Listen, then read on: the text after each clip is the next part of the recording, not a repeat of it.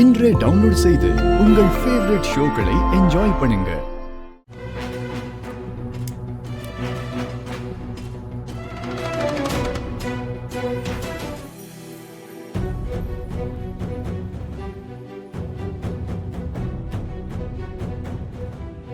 அம்மா, இது பாட்டியோட தாலி தானே? ஆமா. இதெல்லாம் கூடப்பா சேர்த்துக்கிட்டு அடமானம் வைக்க போறீங்க?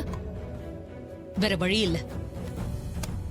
எல்லாத்தையும் வச்சாதானே நமக்கு தேவையான பணம் கிடைக்கும்.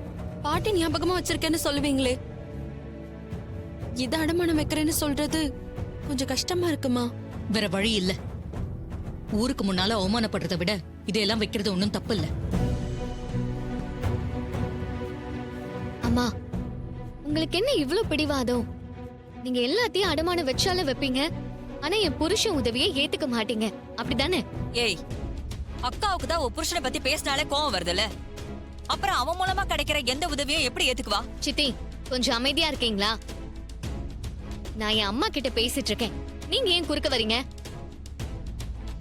ஈஸ்வரி, நீ வேணா பாரு, மாப்பிள்ளை எப்படியாவது அந்த திருடங்களை கண்டுபிடிச்சி பஞ்சாயத்து முன்னாடி நிறுத்தி ஊர் ஜனங்க நகையெல்லாம் திருப்பி வாங்கி கொடுத்துருவாரு.